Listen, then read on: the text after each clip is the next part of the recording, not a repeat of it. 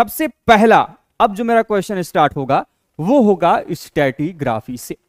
सबसे पहला क्वेश्चन है कि जो ये स्टैटिग्राफी की हम बात करते हैं यह कॉन्सेप्ट है किस सब्जेक्ट का, बताएं भाई। The concept of stratigraphy is related to which subject.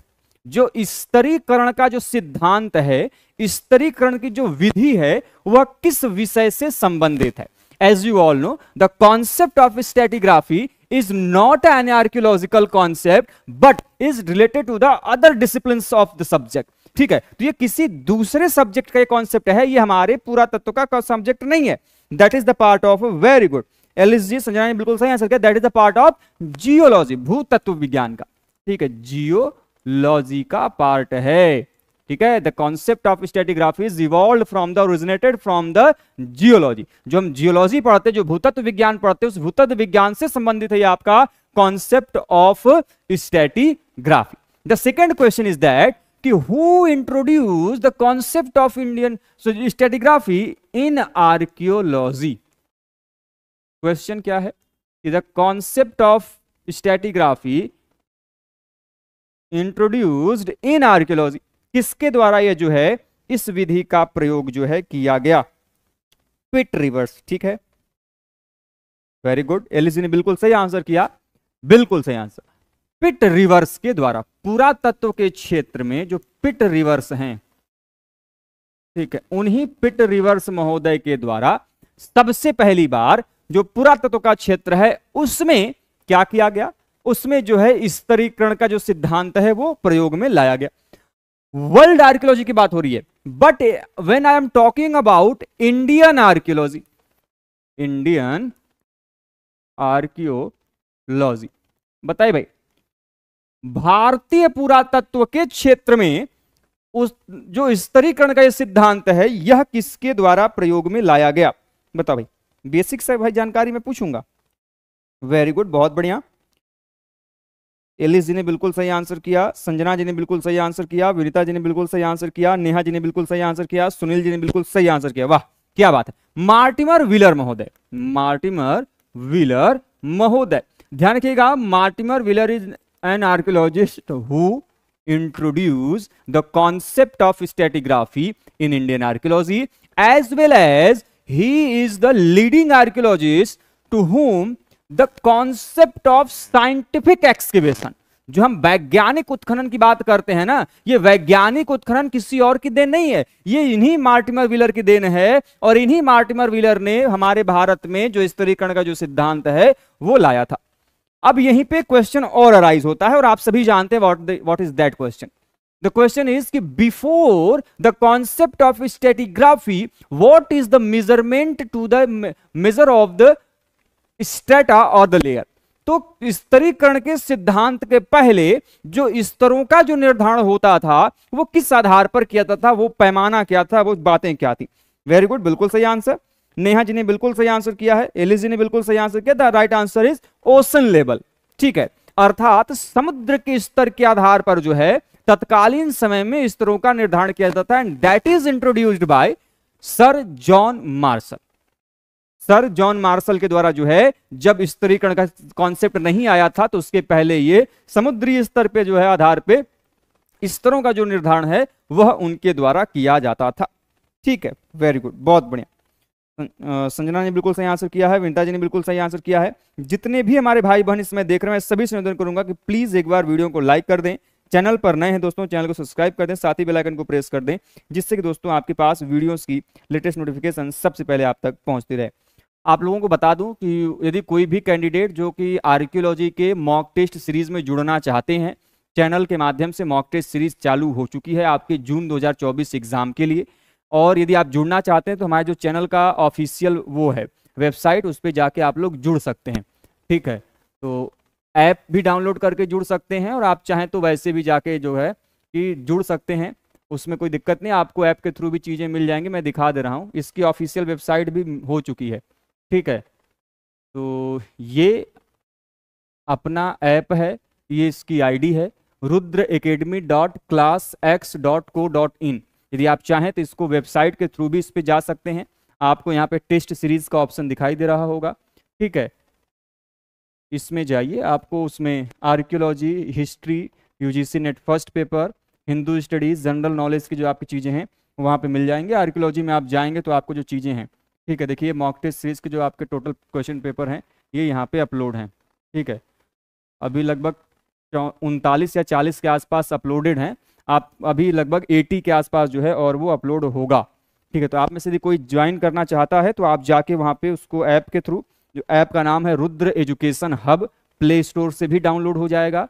आपका पीसी में यदि आप चलाना चाहते हैं, लैपटॉप में, तो इसकी ये वेबसाइट है, उसके थ्रू भी आप उसको ज्वाइन कर पाएंगे, ठीक है। चलिए चलते हैं अगले क्वेश्चन की तरफ। अगला क्वेश्चन है कि ये जो ओशन लेवल के आधार पे सर जॉन मार्शल ने लेके आए और उसके बाद जो है फाइनली आर्कियोलॉजी में जो मार्टिमर व्हीलर ने जो है इसका जो काम किया, ठीक है। अगला क्वेश्चन है, देखिए कुछ क्वेश्चंस बड़े ही बेसिक होते हैं लेकिन आपके एग्जाम में काफी इंपॉर्टेंट क्वेश्चन पूछे जाते हैं। मेरा क्वेश्चन ये है कि who stated that the first rule about stratification is that there is no invariable rule. किसके द्वारा यह कहा गया कि स्तर विन्यास का कोई निश्चित नियम नहीं है? क्वेश्चन क्या पूछा मैंने कि वह कथन का क्वेश्चन है, ये स्टेटमेंट का क्वेश्चन है आपका। स्टेटमेंट क्वेश्चन ये है किसके द्वारा ये कहा गया कि स्तर विन्यास का कोई निश्चित नियम नहीं है।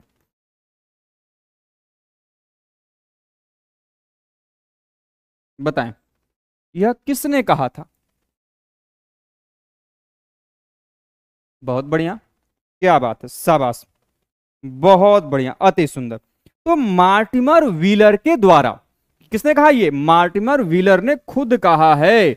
मार्टिमर व्हीलर के द्वारा जो ये कहा गया कि there is a no invariable rule for the stratigraphy in archaeology. तो स्तरीकरण के सिद्धांत का कोई अपना निश्चित नियम नहीं है। ये कहां पर कहा गया है? यह आपके मार्टिमर व्हीलर ने जो है कहा है। एक मिनट, हेलो, चलिए ठीक है। अब चलिए मैं कुछ इंपॉर्टेंट क्वेश्चन में पूछना चाहूंगा, जरा मुझे ये बताइए कि जब हम स्तरीकरण के सिद्धांत की बात करते ही हैं तो मुझे ये जानना है कि मान लीजिए कि यह आपका एक आर्कियोलॉजिकल साइट है। क्या है? ये आर्कियोलॉजिकल साइट है, ठीक है, और इस साइट का नाम है साइट ए, ठीक है। इसमें मैंने स्तरों का बंटवारा कर दिया, ठीक है। तो मुझे क्वेश्चन ये पूछना है, क्वेश्चन को ध्यान से सुनिएगा, कि जैसे आपने साइट ए देखा, इस साइट ए में हम जो स्तरों का नामकरण है, the nomenclature of the strata, कैसे करेंगे? ऊपर से नीचे की तरफ कि नीचे से ऊपर की तरफ? सबसे पहले ये है, लेयर के कॉन्सेप्ट में पूछा जाता है क्वेश्चन, और दूसरा पूछा जाता है कल्चर के कॉन्सेप्ट में। बताओ, फ्रॉम डाउन टू अपवर्ड, ऊपर से नीचे की तरफ। क्वेश्चन क्या है? ध्यान से सुनिएगा, स्तरों का जो निर्धारण है वो कैसे किया जाता है, नामकरण।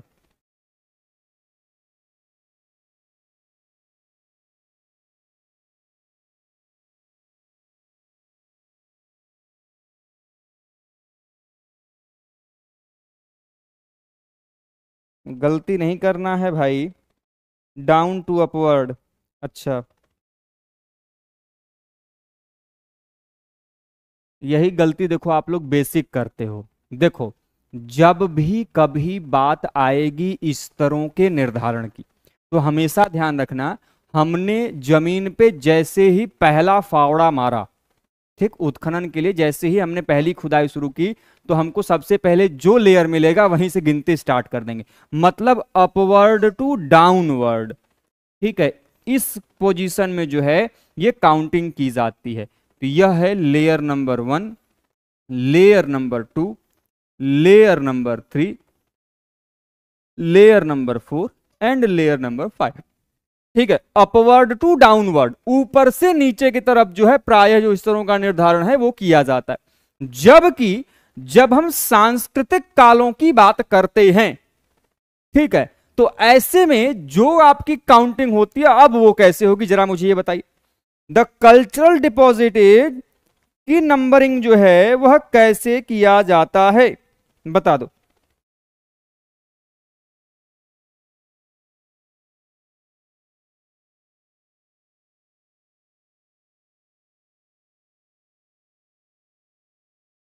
बताओ भाई।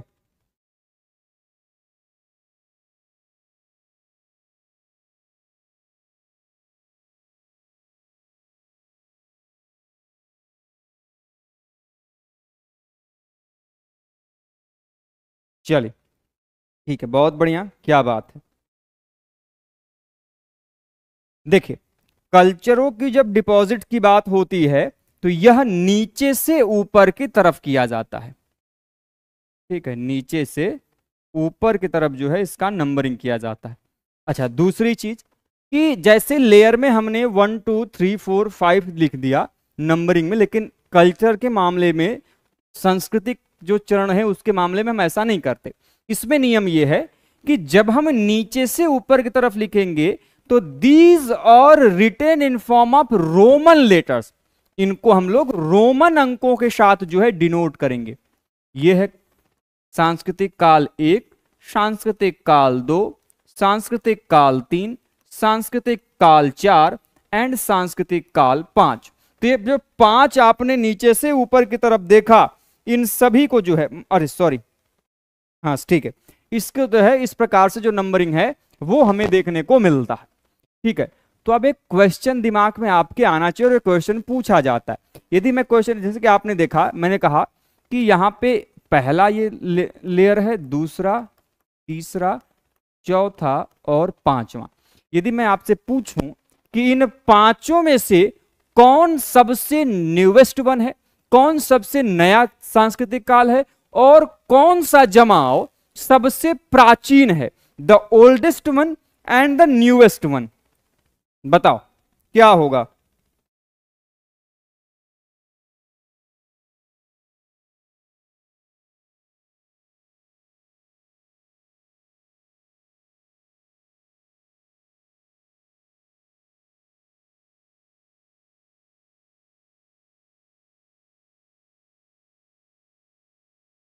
ठीक है, बहुत बढ़िया। देखिए, हमने बताया कि सांस्कृतिक काल नीचे से क्यों गिने जाते हैं, इसको भी समझ लीजिए, बड़ा सिंपल सा कॉन्सेप्ट है।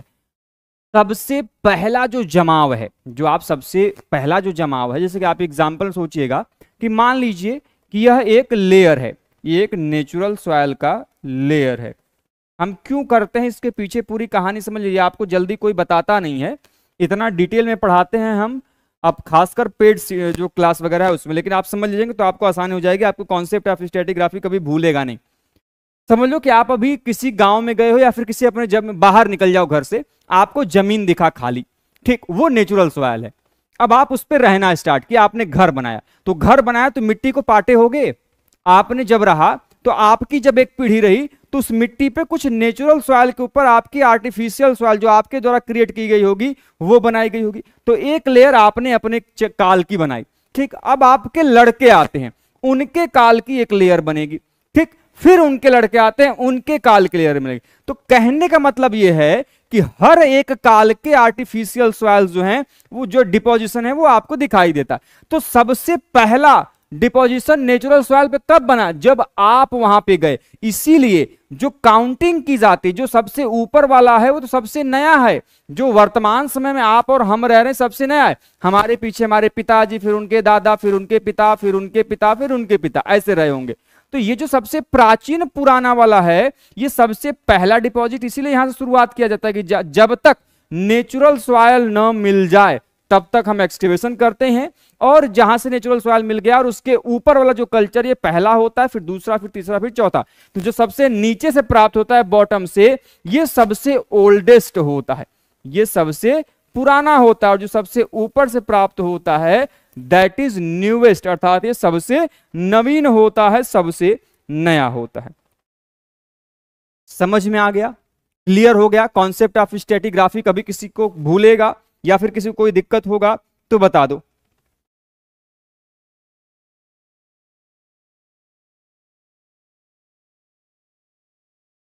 बता भाई, कॉन्सेप्ट ऑफ स्टैटिग्राफी किसी को कभी कुछ भूलेगा तो बता दो, नहीं तो हम क्लास को यहाँ पे समाप्त करें। जल्दी से एक बार वीडियो को लाइक कर दीजिए, चैनल पर नए हैं तो चैनल को सब्सक्राइब कर दीजिएगा, ठीक है। बाकी इसके आगे की जो चर्चा है, आपकी अलग अलग जो चीजें बची हुई हैं, टाइपोलॉजी, बाकी जो चीजें आपकी बची हुई हैं, उसको हम लोग नेक्स्ट क्लास में एक एक करके जो है आपके साथ डिस्कस कर लेंगे, ठीक है। तो फिलहाल आई होप आप लोगों को जो जानकारी है कॉन्सेप्ट ऑफ स्टैटिग्राफी की, या फिर आपके जो आर्कियोलॉजी में जो डेटिंग मेथड्स की, वो थोड़ी सी स्टार्ट में समझ में आ गई होगी। आगे जैसे जैसे क्लासेस होंगी आपको इसके बारे में चीजें बताई जाएंगी। तब तक के लिए चैनल पे बने रहें। कोई भी आपको जानकारी चाहिए या फिर आपको कोई भी कंफ्यूजन हो, आप हमें कमेंट बॉक्स के माध्यम से, या फिर हमारे जो चैनल का दिया गया नंबर है, यदि आप हमारे व्हाट्सएप ग्रुप से जुड़ना चाहते हैं तो भी आप हमारे जो चैनल का दिया गया नंबर है 9936344448 पे कॉल या मैसेज कर सकते हैं। आपको वहां पे ग्रुप में जोड़ दिया जाएगा, जहां से आपको क्लासेस की इंफॉर्मेशन वगैरह मिल जाएगी, ठीक है। तो फिलहाल दोस्तों आज के लिए बस इतना ही, मिलते हैं हम लोग नेक्स्ट क्लास में। तब तक के लिए आप स्वस्थ रहें, मस्त रहें। जय हिंद, जय भारत, हर हर महादेव।